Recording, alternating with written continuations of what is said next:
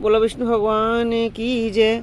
आइए सुनते हैं कार्तिक मास महात्म की 28वें अध्याय की कथा।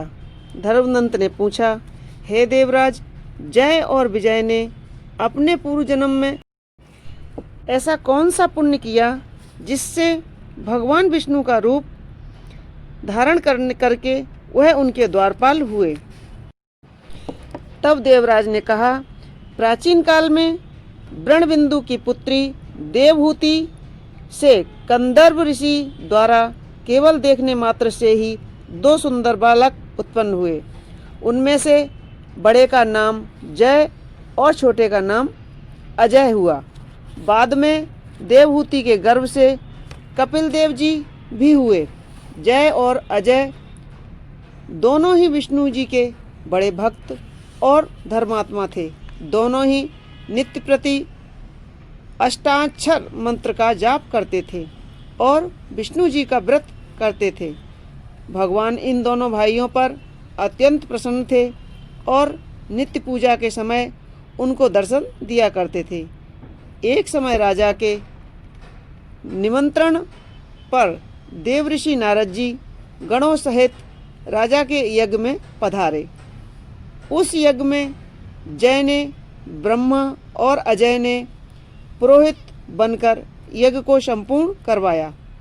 यज्ञ की विधि पूर्वक समाप्ति हुई। मारुत राजा ने जय और अजय को बहुत सा धन दिया। वह दोनों भाई दक्षिणा लेकर अपने आश्रम में आए और धन का बंटवारा करते समय दोनों भाइयों का आपस में झगड़ा हो गया। जय और अजय ने इससे कहा कि धन के बराबर बराबर भाग होने चाहिए। अजय ने कहा कि जितना धन जिसको मिला है वह उतना धन उसका ही है। तब जय ने क्रोध से आकर अजय को श्राप दिया कि तुम धन लेकर नहीं देना चाहते हो, इसलिए तुम ग्राह हो जाओ। अजय ने जय का दिया हुआ श्राप स्वीकार कर लिया और जय को श्राप दिया कि तू अभिमानी है, इसलिए हाथी हो जा।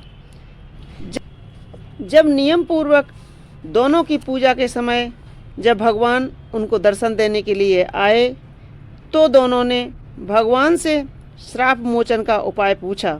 दोनों ने प्रभु से कहा, हे देव, हम दोनों आपके भक्त हैं, मगर हम हाथी की योनि में कैसे होंगे? हे कृपा सागर, श्राप से हमारा उद्धार कीजिए। भगवान विष्णु ने कहा, मेरे भक्तों की वाणी कभी असत्य नहीं होगी। यमराज भी इसको अन्यथा नहीं कर सकते। पूर्व काल में मुझे भक्तराज प्रहलाद के कहने पर स्तंभ से प्रकट होना पड़ा था और राजा अम्बरीश के कहने पर 10 अवतार लेने पड़े थे। अतः तुम दोनों अपने श्रापों को भोग मेरे लोक को प्राप्त होगे। इतना कहकर विष्णु जी अंतर्ध्यान हो गए। फिर वह गंडकी नदी के किनारे मगर और हाथी हुए। जाति स्मरण रहने के कारण इस योनि में भी भगवान विष्णु का व्रत नियम से किया करते थे। एक दिन कार्तिक की पूर्णिमासी को वह हाथी स्नान करने को गंडकी नदी में गया। तब पिछले जन्म का श्राप स्मरण करके मगर ने हाथी को पकड़ लिया। तो हाथी ने भी विष्णु जी का स्मरण किया। फिर क्या था, तुरंत ही शंख चक्र गदा पद्मधारी भगवान ने अपने सुदर्शन चक्र से उन दोनों को अपने जैसा रूप देकर उन्हें बैकुंठ में ले गए। उसी दिन से उस स्थान का नाम हरि क्षेत्र प्रसिद्ध हुआ। चक्र के आघात से वहाँ के पत्थरों में भी चिन्ह बने हुए हैं। वह दोनों जय और अजय के नाम से आज तक संसार में प्रसिद्ध हैं। तब देवराज ने कहा, हे धर्मदंत, आपने विष्णु जी के द्वारपालों के संबंध में जो प्रश्न किया था उनका विस्तृत उत्तर मैंने दे दिया। इसलिए हे द्विज, तुम भी ईर्षा और द्वेष को त्याग कर नित्य भगवान विष्णु का व्रत करो। जगत के प्रत्येक जीव को समदृष्टि से देखो। तुला, मकर और मेष की संक्रांति में नित्य प्रातः स्नान किया करो। तुलसी वन की रक्षा किया करो। एकादशी व्रत किया करो। गो ब्राह्मण वैष्णव की सेवा किया करो। हर व्रत करने वालों को मसूर की दाल और बैंगन का साग को कदापि प्रयोग में न करना चाहिए। हे धर्मदंत, ऐसा करने पर तुम शरीर त्याग कर हम लोगों के समान गति पाओगे। भगवान विष्णु को प्रसन्न करने वाले इस व्रत के समान फल देने वाला तीर्थ, दान और यज्ञ दूसरा और कोई नहीं है।